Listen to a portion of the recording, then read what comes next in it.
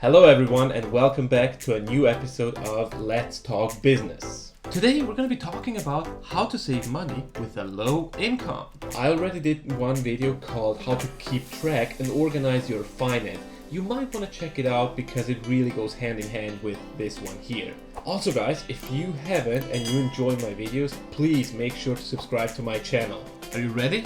Let's see how to save money with a low income. Let's go!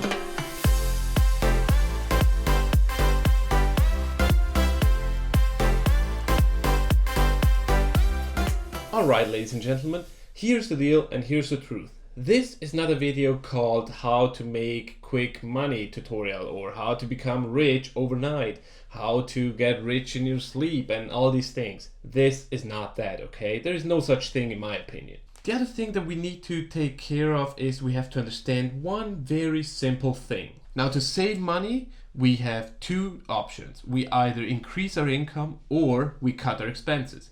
In the best case, we do both. Number one, increase your income.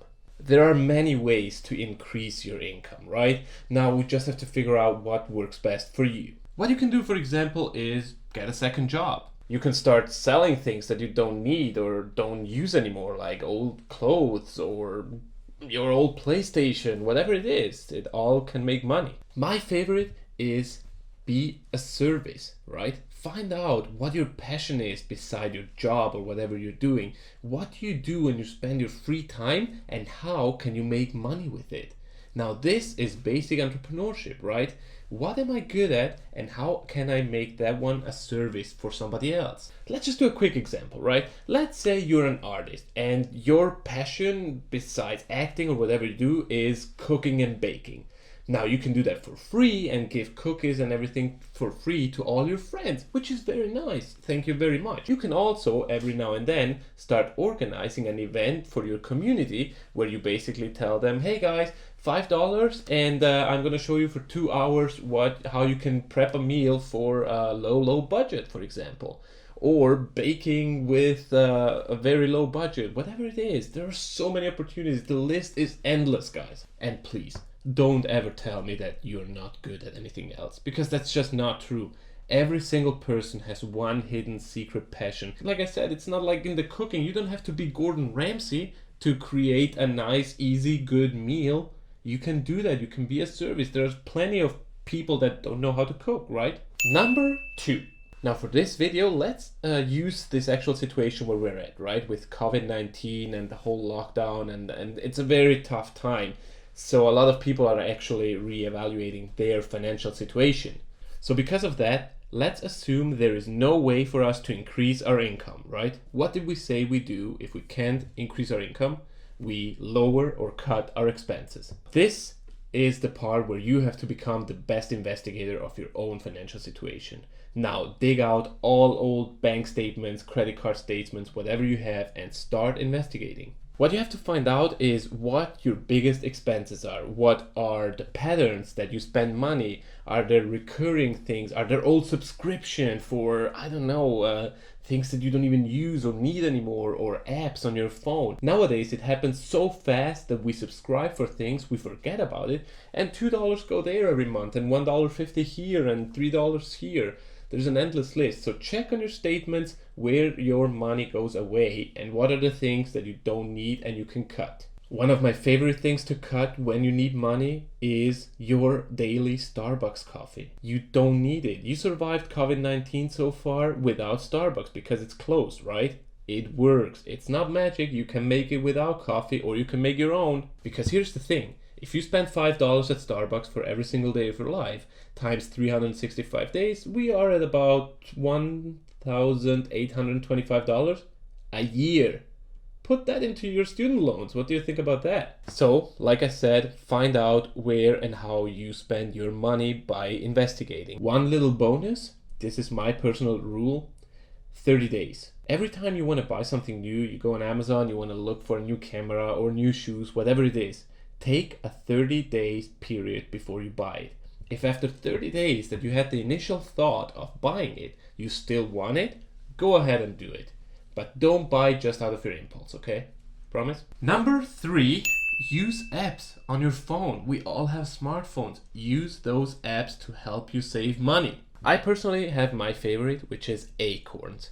Now, Acorns is subscription based. Yes, it's $1 a month, but what it does is amazing. It basically has recurring investments of $10 a week in my case.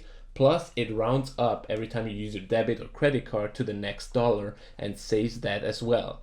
Now, I saved something like $900 in 1 year for $12 subscription. I'm also gonna link the app where you can download it in the description, so go ahead and check it out. It is free at the beginning. The next app that I personally like is Digit. I don't use it anymore because I just use Acorns as my main saving apps, but Digit is amazing. There is a whole algorithm behind it. Basically finds out how much money they can take out of your bank account and putting on a saving without you even noticing that you're actually saving money. The reason why I personally stopped using it is because the subscription is a little more expensive. I think it's $2.90 a month. The first 3 months are free though. But I personally thought, you know what, let me use those $40 a year that I put into that and put it as well on Acorns or something else, right? The last app that I personally use a lot is called Fetch Reward. Fetch Reward is free, and what it does is you basically, every time you go grocery shopping, you scan the receipt and you earn points. You just earn and accumulate points, and at some point you can change those points into coupons or even gift cards like MasterCard or Amazon, whatever it is, which is amazing. You basically get cash back for free. And like I said, I'm gonna have all the links for these apps in the description, and make sure you check it out. Number 4, keep track and organize it. That's where my first video about money comes into the game, right? Again, if you haven't seen it, check it out. It's right down here in the description. If you saw that video, you might remember the 2 different charts that I use to keep track and organize my money. I really recommend checking it out because that's gonna help you a lot. And my favorite, number 5, think long term and stick to it. Unfortunately, in today's society, we're so conditioned by social media and what we see and people posting nice things and buying new things, and we all ask ourselves, how do they do that? Now, we all know that that's not reality, right? It's social media standards, where a lot of people just show us the things that we want to see, and we also look for the things that we want to see. We don't want to see reality, right? Because sometimes it sucks. It's hard to say, but it does. So here's the really important thing, and I really recommend doing it. Be patient. Don't think 2 months to become rich or 2 months to save enough money for a house. It takes years and years and years to do that, right? Like I said, be patient and think the big picture. Never forget why you're saving for and why is it nice to have a lot of money on a bank account in case something like this right now happens, right? COVID-19. I'm not too worried because I save enough money that I can just keep at home. And yes, I understand, I'm single, I don't have kids, I don't have family to feed and all that. But like I said in the video prior to this, you have to check out what your expenses are, what is your income, and find out if you're living on a higher pace that you can actually afford. You might need to cut down certain things. You don't need a $2,000 apartment if $1,500 is enough. It's another $500 saved right there. So take your time, let it grow because it will, and don't spend money on unnecessary things that you really don't need. Well, that's it for today, guys. Here are my personal tips on how to save money.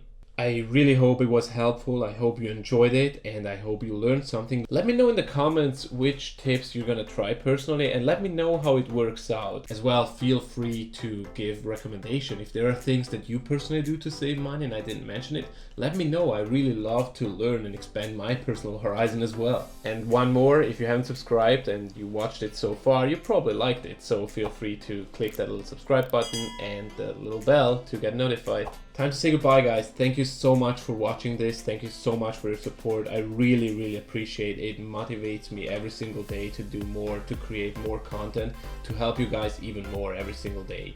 So take care, stay healthy, stay safe, and I'll talk to you soon. Bye.